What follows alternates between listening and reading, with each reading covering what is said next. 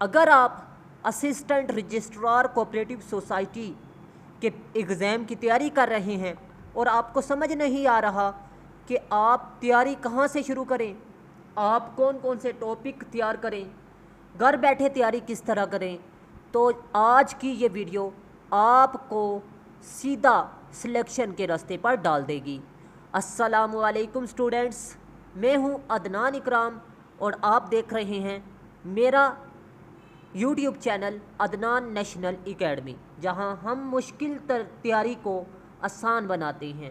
آج کی ویڈیو میں ہم بات کریں گے اسسٹنٹ رجسٹرار کوآپریٹو سوسائٹی کا انگلش ایسے اور اردو ایسے کا پیپر کب کنڈکٹ کیا جا رہا ہے، آپ نے اہم ترین ٹاپکس کون کون سے تیار کرنے ہیں، اور اس کے علاوہ آج کی ویڈیو میں ہم بات کریں گے کہ آپ نے گھر بیٹھے کس طرح تیاری کرنی ہے۔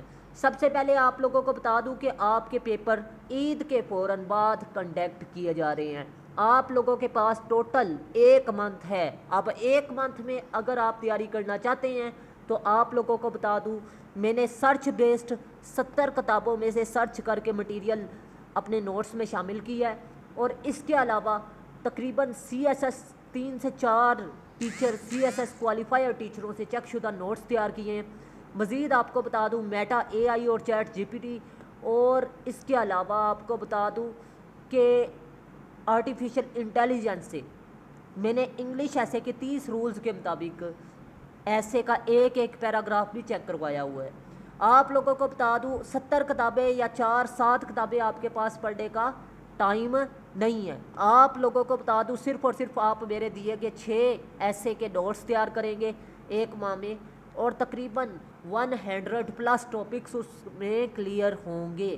اب آپ کو بتا دوں وومین ہے، جینڈر ہے، ہیومن رائٹس ہیں، اور اس کے علاوہ جتنے بھی جینڈر کے متعلق ایسے پوچھے جاتے ہیں ان کو لکھنے کا ایک مخصوص طریقہ کار ہے۔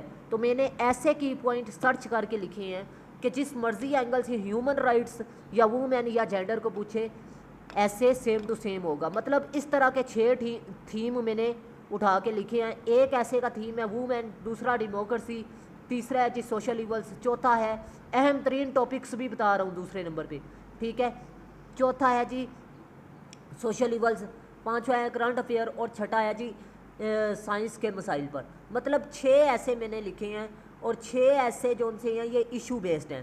اب جس مرضی اینگل سے وہ ایشو بیسڈ ایسے پوچھے گا اس میں نیگیٹو ایفیکٹ آپ نے لکھنی ہے، کوزز لکھنی ہے، اور سلوشن لکھنی ہے۔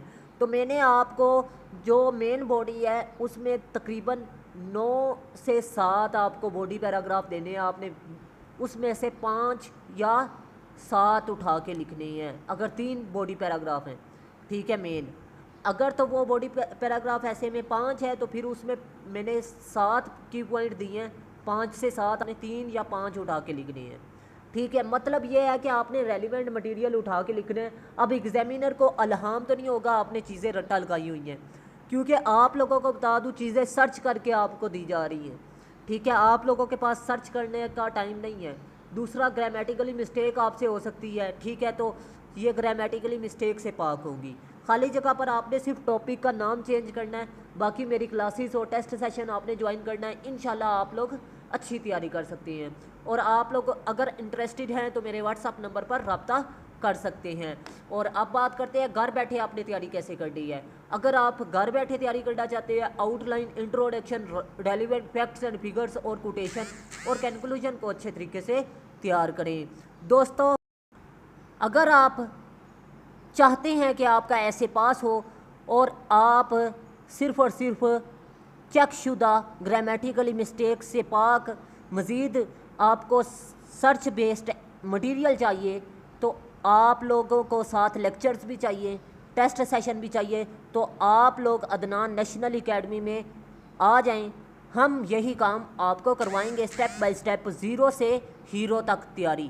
اگر آپ سیریس ہیں اور سلیکشن حاصل کرنا چاہتے ہیں تو ابھی واٹس ایپ یا کمنٹس پر کریں، سر مجھے گائیڈ کریں، انشاءاللہ میں آپ کو اچھے طریقے سے گائیڈ کر دوں گا۔ لمیٹڈ سیٹیں ہیں کیونکہ ہم ہر اسٹوڈنٹ کو پرسنلی گائیڈ کرتے ہیں۔